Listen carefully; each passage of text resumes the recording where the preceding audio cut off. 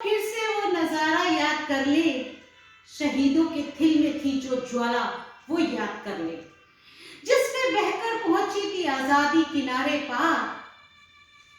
देशभक्तों की खून की वो धारा याद कर ले, देशभक्तों के खून की वो धारा याद कर ले।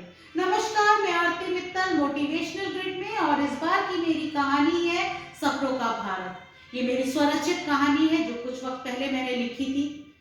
आपको मालूम है कि हमारी स्वतंत्रता को दिलवाने के लिए कितने ही लोगों ने अपनी जान की कुर्बानी दी थी, कितने ही, जैसे रानी लक्ष्मीबाई, भगत सिंह, सदगुरु, चंद्रशेखर आजाद और ना जाने ऐसे अनगिनत कितने नाम, जिनकी वजह से आज हम ये आजादी देख पा रहे हैं।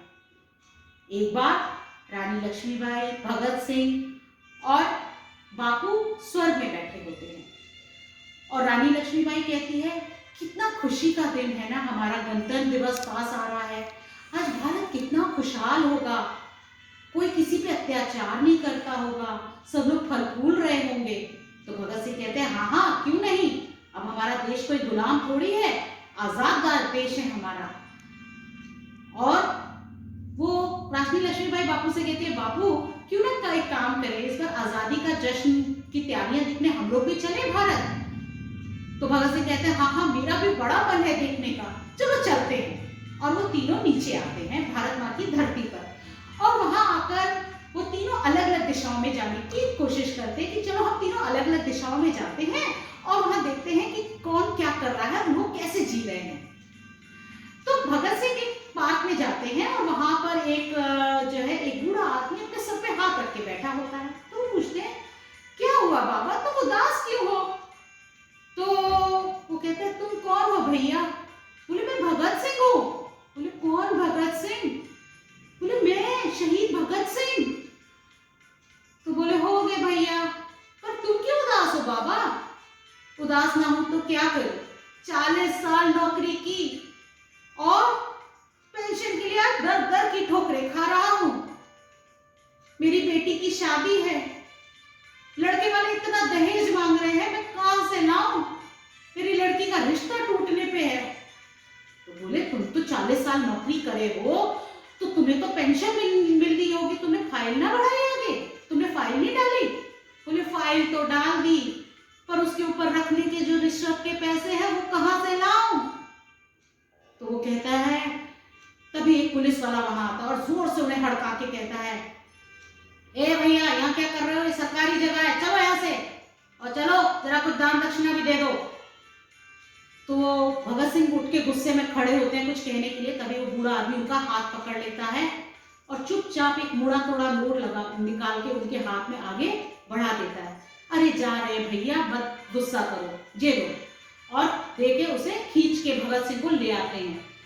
तो भगत सिंह कहते हैं, तुम वहां से क्यों ले आए बाबा, ये तो सरकारी जगह थी। तो बोले, ऐसा है, अगर जेल में डाल देता तो 4 गुने पैसे देके भी ना छूटते और जेल की हवा खानी पड़ती, सो अलग, चलो यहां से। और भगत सिंह बहुत ही अचंभित हो जाते हैं इस चीज को देखकर।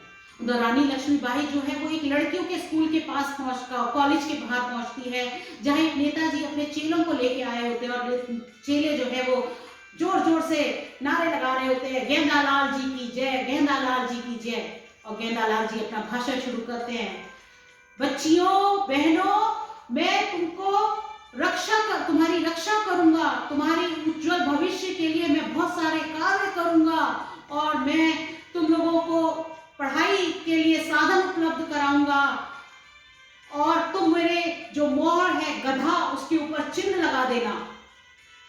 तभी एक लड़की वहां भागती हुई आती है और गेंदालाल जी के पास कहती है, नेताजी नेताजी, ये एक लड़का है जो ये लड़का मुझे रोज परेशान करता है और मेरे को स्कूल कॉलेज आने में परेशानी होती है, और मैं अगर अपने माँ बाप से ये बात कहूंगी तो मेरे माँ बाप तो मुझे घर पे बिठा देंगे, मुझे पढ़ने नहीं देंगे, और मैं पढ़ना चाहती हूँ, कुछ करना चाहती हूँ। गेंदालाल जी कहते हैं, हाँ हाँ बेटी, हम तुम्हारी रक्षा करेंगे, लेकिन पहले तुम हमारे को वोट दो।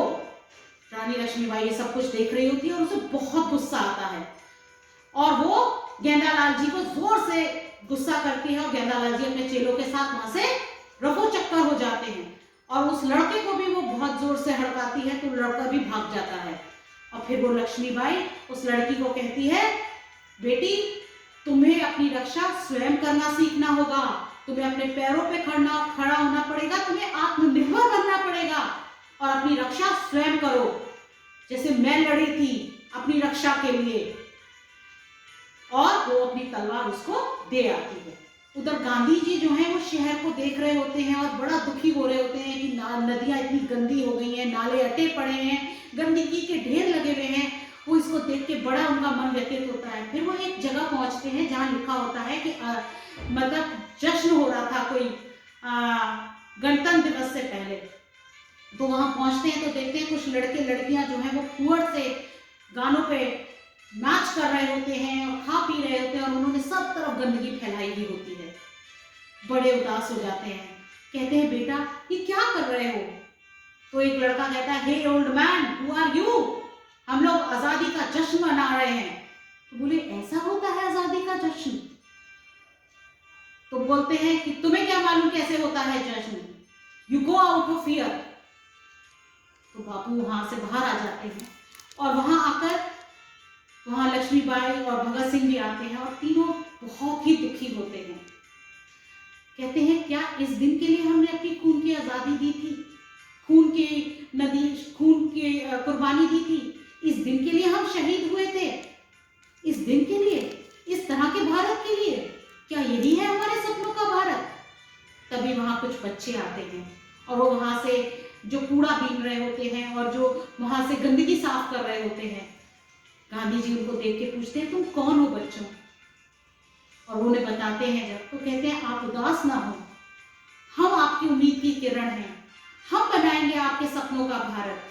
और वो उन्हें आश्वासन देते हैं और वो तीनों स्वर्ग को लौट जाते हैं, उम्मीद ये लेकर कि कल के आने वाली पीढ़ी शायद उनके सपनों का भारत बना दे। भूल न जाना भारत माँ के सपूतों का बलिदान, भूल न जाना भारत माँ के सपूतों का बलिदान, इस दिन के लिए जो हुए थे कुर्बान। आजादी की खुशियां मनाकर लो ये शपथ, आजादी की खुशियां मनाकर लो ये शपथ कि बनाएंगे अपने भारत देश को और भी महान, बनाएंगे अपने भारत देश को और भी महान। मैं आरती मित्तल आप सबसे विदा लेती हूँ और उम्मीद करती हूँ कि हम सब मिलके इस भारत देश को, इन सपनों का भारत बनाएंगे और इसकी तरक्की के लिए काम करेंगे। जय हिंद, जय भारत।